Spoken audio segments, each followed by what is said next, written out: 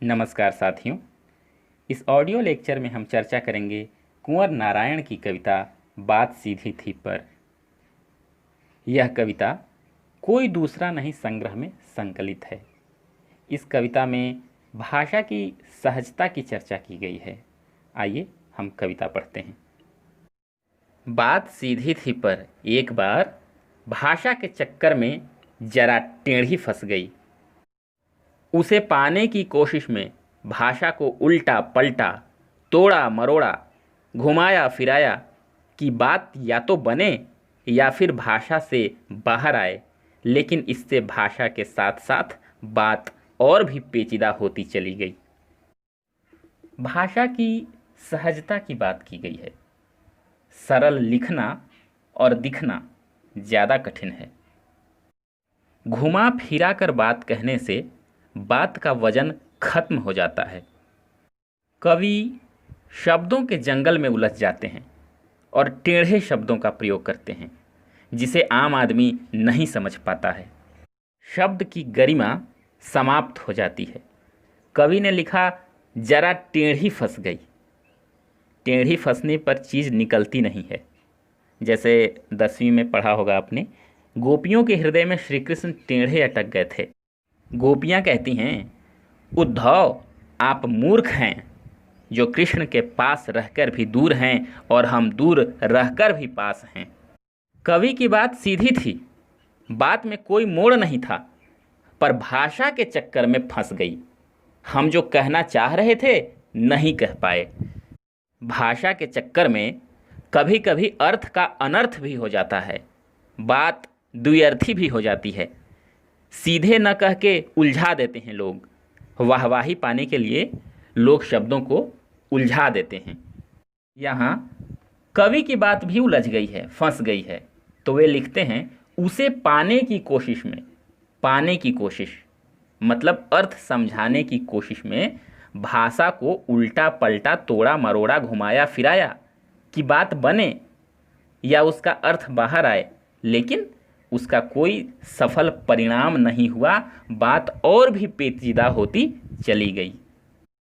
मूल बात कहने की कोशिश में शब्दों, वाक्यों आदि को कई बार बदला, उलट पुलट कर प्रयोग किया, किंतु कोई सफलता नहीं मिली, बल्कि और भी जटिलता आ गई। सीधी बात को कवि ने भाषा के चक्कर में उलझा दिया। भाषा और शब्दों के ठीक प्रयोग से काव्य में सौंदर्य आता है, लेकिन यहाँ कवि ऐसा करने में कामयाब नहीं हो पाया। आपने कामायनी महाकाव्य का नाम सुना होगा। कामायनी में 13 बार तरल शब्द का प्रयोग हुआ है। सबके अर्थ अलग अलग हैं। कहीं उसका अर्थ है चमक, कहीं आग, कहीं मोती, कहीं पानी का बहाव। यह शब्दों के अलग अलग प्रयोग हैं। इनसे काव्य का सौंदर्य बढ़ रहा है, लेकिन यहाँ कवि इस सौंदर्य को नहीं बढ़ा पा रहा है। उसकी बात और भी पेचीदा होती चली जा रही है। उत्प्रेक्षा अर्थात विशेष रूप से शब्द फेंकना।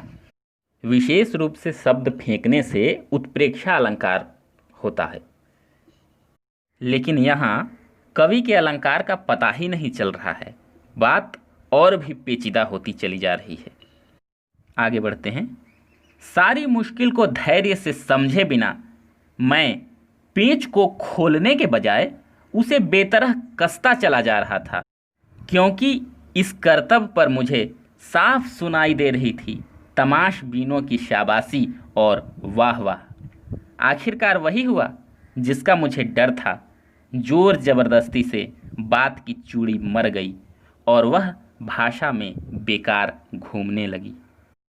पेच खोलना मतलब बात को सहज और स्पष्ट करने का प्रयास किया। यहाँ बिंब मुहावरों का प्रयोग है। कवि पेच खोल नहीं पाया, बल्कि उसे कसता चला गया। लोग इतनी प्रशंसा और वाहवाही कर रहे थे कि उसे सुनकर मैं कठिन शब्दों का प्रयोग करता रहा। हम अपनी बात कह दिए, लेकिन यदि समझने वाला समझ नहीं पाता तो वह बात बेकार हो जाती है। इस जोड़ तोड़ में आदमी बात कह नहीं पाता, बात पेचीदा हो जाती है। पेच को जबरदस्ती कसने से उसकी चूड़ी टूट जाती है, पेच ढीला हो जाता है तमाशबीन मतलब तमाशा देखने वाला। तमाशबीन जो हैं वे वाहवाही कर रहे थे। उसी की शाबाशी से कवि प्रेरित होकर कठिन शब्दों का प्रयोग करते जा रहा है, करते जा रहा है। आदमी को कोई भी बात ढंग से कहनी चाहिए। जब मैं बात घुमा रहा था तब वाहवाही हो रही थी कि वाह कितना बड़ा खिलाड़ी है, वह कितने समय तक श्रोताओं से वाहवाही सुन सकता है। लोग प्रशंसा कर रहे थे, किंतु अंदर से कवि डर रहा था कि कहीं गड़बड़ न हो जाए, और जिससे डरते थे वही बात हो गई। बात की चूड़ी मर गई। शब्दों से कविता उलझ गई, मेरी कविता बेकार हो गई। अति सर्वत्र वर्जयेत, सब कुछ संयम से होना चाहिए।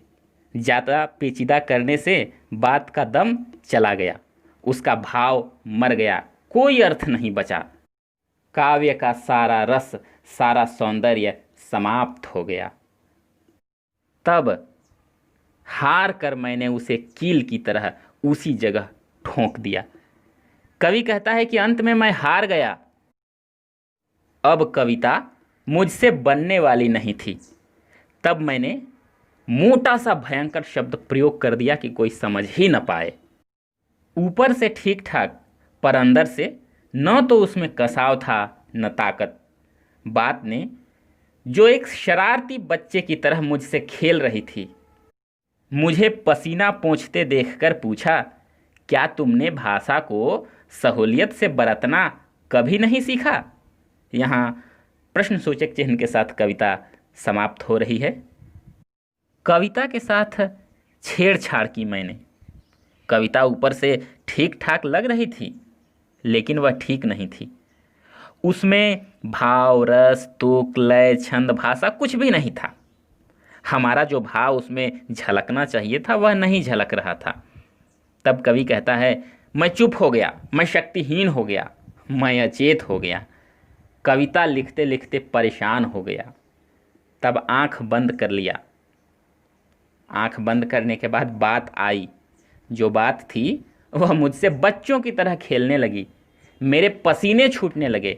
मैंने पसीना पोंछा। बात पूछती है, क्या तुमने बात और शब्दों का प्रयोग करना नहीं सीखा? वर्णों के मेल को शब्द कहते हैं और सार्थक शब्दों से भाषा बनती है। भाषा यादृच्छिक होती है, अर्थात जिसकी जैसी इच्छा होती है वैसी भाषा बना लेते हैं। कविता हृदय को झंकृत कर देती है। कविता आनंद देने वाली होनी चाहिए। संसार में कोई भी काम आनंद के लिए होता है। पैसा कमाते हैं लोग आनंद के लिए, भोजन करते हैं आनंद के लिए, शरीर बनाने के लिए। किसी चीज़ को समझने के लिए संदर्भ समझना होता है, लेकिन यहाँ कवि की बात में कोई संदर्भ नज़र ही नहीं आ रहा है। हमें शब्दों का प्रयोग शिष्टाचार से करना चाहिए। शब्दों में भी शिष्टाचार हो, शिष्टाचार और सहूलियत से शब्दों का प्रयोग करना चाहिए। अच्छी कविता सहूलियत और सरलता से बनती है। कविता के साथ जोर जबरदस्ती करना, शब्दों का ठूस ठास करना, इससे कविता बोझिल बन जाती है। सुंदर, सरल, सजीव शब्दों का प्रयोग करके बात कहना, यही अच्छे कवि होने की पहचान है। अब हम कविता का संक्षिप्त सार समझ लेते हैं। कविता में बिंबों और मुहावरों का भी प्रयोग है। भाषा की सहजता की बात की गई है। हर बात के लिए कुछ खास शब्द नियत होते हैं, ठीक वैसे ही जैसे हर पेंच के लिए एक निश्चित खांचा होता है। अच्छी कविता बनाने के लिए अच्छे शब्दों को जोड़ना पड़ता है, और इसके लिए किसी दबाव या अतिरिक्त मेहनत की ज़रूरत नहीं होती, बल्कि सहूलियत के साथ ऐसा किया जाता है। तो साथियों, इस तरह हमारी यह कविता समाप्त होती है। धन्यवाद। जय हिंद।